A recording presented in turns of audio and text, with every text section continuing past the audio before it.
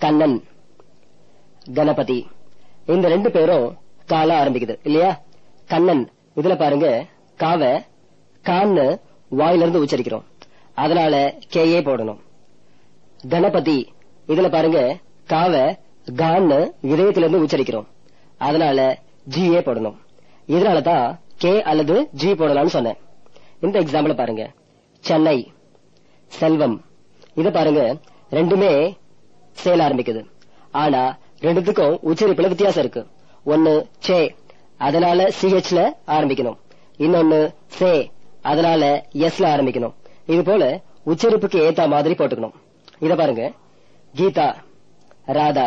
இதுல தாவ கவனிங்க, கீதான்ற பேர்ல தாவ தான்னு வாயிலிருந்து உச்சரிக்கிறோம், அதனால டிஹெச்ஏ போடணும்.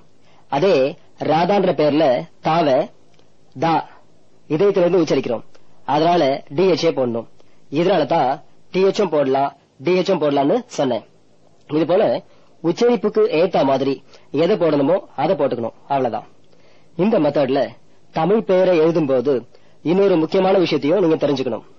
பெயரை பொறுத்த வரைக்கும் அவங்க பேரை என்ன ஸ்பெல்லிங், அவங்க பேரை என்ன ஸ்பெல்லிங்ல எழுதுறாங்களோ அதுதான் நீங்களும் எழுதணும்.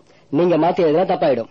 உதாரணத்துக்கு, ஒரு ஸ்டூடெண்ட் பேர் மூர்த்தினா, நான் அவர் பேர் எழுதும் போது ஸ்பெல்லிங் என்னன்னு கேட்பேன். எனக்கு தெரியாதுன்னு அர்த்தம் கிடையாது. அவர் பேருக்கு MURTHY போடுவாரா அல்லது MOORTHY போடுவாரான்னு நான் தெரிஞ்சுக்கதா அவரை கேட்கிறேன். அவர் MUR போட்டா நானும் அதான் போடணும், MOOR போட்டா நானும் அதான் போடணும், மாத்தி போடக்கூடாது. இது போல சாந்தின்ற பேருக்கு சிலர் SANTHI போடுவாங்க, சிலர் SHANTHI போடுவாங்க. அவங்க என்ன ஸ்பெல்லிங் எழுதுறாங்களோ அதான் நாம எழுதணும். மோஸ்ட்லி நம்ம ரூல்ஸ் படிதான் எல்லாமே வரும், சிலது மட்டும் இது போல மாறி வரும். இன்னொரு விஷயமும் நீ தெரிஞ்சுக்கணும், இடத்துடைய பேரெல்லாம் இங்கிலீஷ் எழுதும் போது அபிஷியல் ஸ்பெல்லிங் அப்படின்னு உண்டு, அதான் நீங்க எழுதணும். உதாரணத்துக்கு, காவேரி ஆறு நம்ம ரூல்ஸ் படி எழுதுனா KAVERI வரும், ஆனா CAUVERY இதான் அபிஷியல் ஸ்பெல்லிங், இதுதான் நாம எழுதணும்.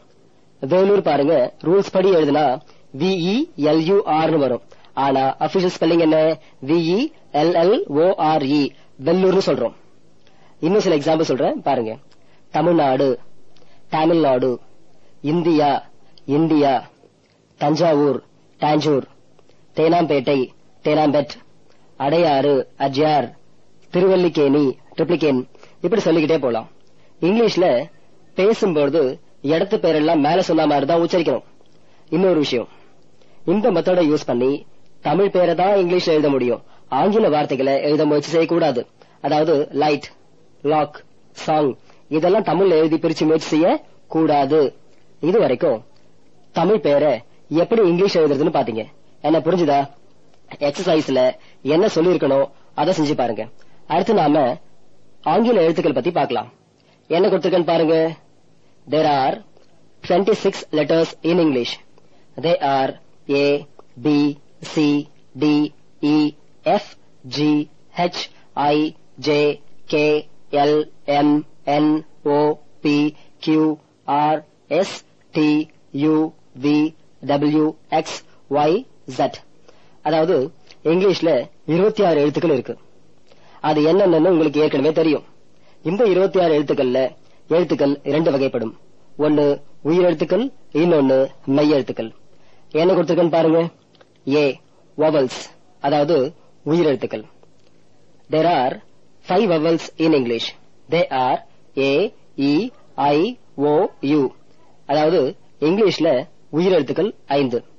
அது என்னன்னா A, E, I, O, U. மறுபடியும் சொல்றேன், A, E, I, O, U. இதை மறக்கவே கூடாது. அடுத்து B, consonants, அதாவது மெய் எழுத்துக்கள். There are 21 consonants in English. They are B, C, D, F, G, H, J, K, L, M, N, P, Q, R, S, T, V, W, X, Y, Z. இது என்னன்னா இங்கிலீஷ்ல மெய் எழுத்துக்கள் மொத்தம் 21. அதை இப்பதான் சொன்னேன், மறுபடியும் சொல்ல வேணாம் நினைக்கிறேன். இப்ப இந்த குறிப்பை கவனிங்க, நோட் கொடுத்திருக்கேன் பாருங்க. There is no word in English without vowel or its sound. அதாவது உயிரெழுத்து இல்லாத ஆங்கில வார்த்தையே பார்க்க முடியாது.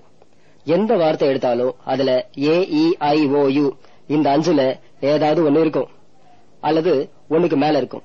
சில இடங்கள்ல வெளியே தெரியும்னாலும் அதோட உச்சரிப்பாங்க மறைஞ்சிருக்கும். இதுக்கு சில எக்ஸாம்பிள் சொல்றேன், கவனிங்க. ஸ்கை, ட்ரை, மை, பை இதெல்லாம் கடைசியில ஐ வெளியே தெரியலனாலும் ஐன்ற சத்தத்துல முடியுது. அதனால உயிரெழுத்து இருக்கு, ஆனா மறைஞ்சிருக்கு, அவ்வளவுதான். நீங்க இல்ல நினைச்சு கூடாது. அதாவது வார்த்தைக்கு உயிர் கொடுக்கிற எழுத்தே இதான், அதனாலதான் இதை உயிரெழுத்துன்னு சொல்றோம். சரி, இது வரைக்கும் என்ன பாத்தீங்க? பபல்ஸ் 5, அது AEIOU. மிச்சம் எல்லாமே கான்ஸ்டன்ட்ஸ், மொத்தம் 21. அவ்வளவுதான். இதுல டவுட் இருக்காதுன்னு நினைக்கிறேன். இன்னைக்கு இது போதும். இன்னைக்கு என்ன நடத்தணும் அதை அப்படியே படிச்சிருந்தோம். படிக்கலன்னா பிரயோஜனம் இல்ல. Okay, thank you.